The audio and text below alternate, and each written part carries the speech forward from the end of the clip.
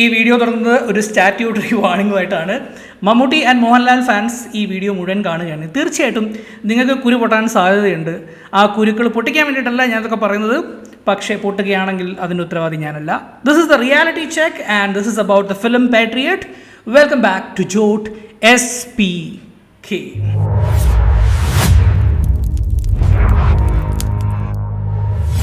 After 18 years, Mohanlal and Mammootty ഒരുമിച്ച് വരുന്ന cinema.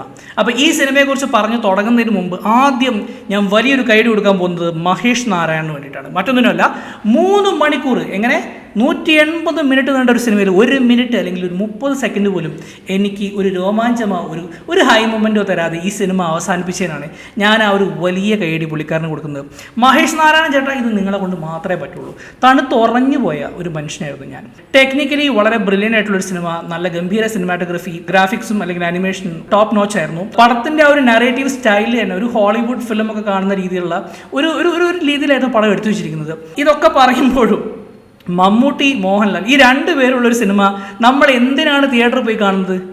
ഇവരെ കാണാൻ, ഇവരുടെ അഭിനയ മുഹൂർത്തങ്ങൾ കാണാൻ, ഇവരുടെ ആക്ഷൻ കാണാൻ, അല്ലെങ്കിൽ ഇവർ ക്രിയേറ്റ് ചെയ്യുന്ന ഒരു ഓറയുണ്ട്. ഇതൊക്കെ കണ്ട് എൻജോയ് ചെയ്യാൻ വേണ്ടിയിട്ടാണ് പോകുന്നത്. അല്ലാതെ ചുമ്മാ ഇവരെ കണ്ടുകൊണ്ടിരുന്നാൽ പോരാ.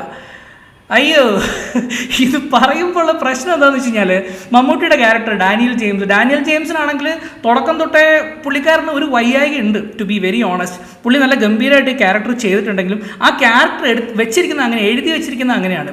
ആൻഡ് ആഫ്റ്റർ എ പോയിന്റ് പുള്ളിക്ക് ശരിക്കും വയ്യാണ്ടാവുന്നുണ്ട്. ഓക്കെ, അപ്പോൾ ആ ഒരു ക്യാരക്ടർ ആണ് ഈ പടത്തിൻ്റെ നായകൻ. അപ്പോൾ തന്നെ നിങ്ങൾക്ക് ഏകദേശം മനസ്സിലായിട്ടുണ്ടാവും ഈ പടത്തിൻ്റെ കുറച്ച് ഭാഗങ്ങളിൽ നല്ല വയ്യായികയുണ്ട്.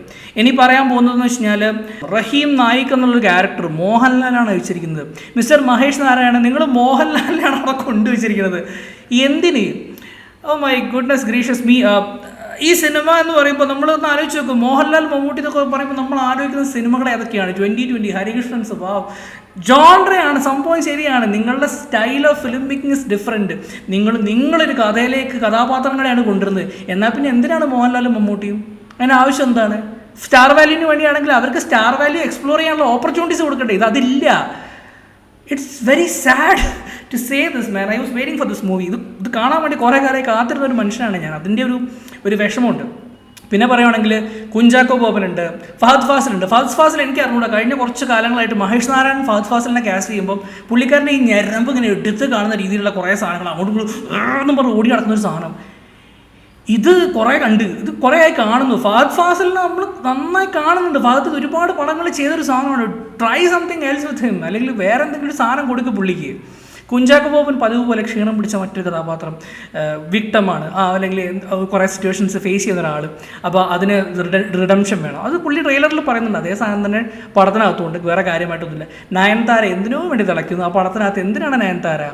പിന്നെ എനിക്ക് കുറച്ചും കൂടെ ഇഷ്ടപ്പെട്ടത് മമ്മൂട്ടിയുടെ പേരായിട്ട് ഒരു മുസ്ലിം ക്യാരക്ടറായിട്ട് ഒരു പുള്ളിക്കാരുടെ പേര് പെട്ടെന്ന് തന്നെ മനസ്സിലേക്ക് വരുന്നില്ല, but she was really good. പുള്ളിക്കാരുടെ പെർഫോമൻസ് ഭയങ്കര രസമായിരുന്നു എനിക്ക് കാണാൻ വേണ്ടിയിട്ട്.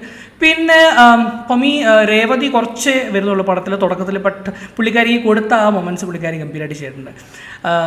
ബട്ട് ഓൺ എ ഹോൾ ഈ സിനിമ എനിക്ക് ഭയങ്കര ഡിസപ്പോയിൻമെൻ്റ് ആയിരുന്നു. കാരണം വേറൊന്നുമല്ല, ഈ ഒരു 2 ആക്ടേഴ്സിനൊപ്പം തന്നെ മഹേഷ് നാരായണൻ വരുമ്പം ഇവർക്കൊക്കെ കുറച്ച് മൊമെൻറ്റ്സ് നമുക്ക് ഓർത്ത് വയ്ക്കാവുന്ന കുറച്ച് മൊമെൻറ്റ്സ് ഇപ്പോഴും നമ്മളെ ടേക്ക് ഓഫ് സിനിമയിലെ ഫഹദിൻ്റെ ഇൻട്രൊഡക്ഷൻ, ആ ഡോറ് തുറന്നിട്ടുള്ള ആ സാധനമൊക്കെ ഇപ്പോഴും എൻ്റെ മനസ്സിലുണ്ട്.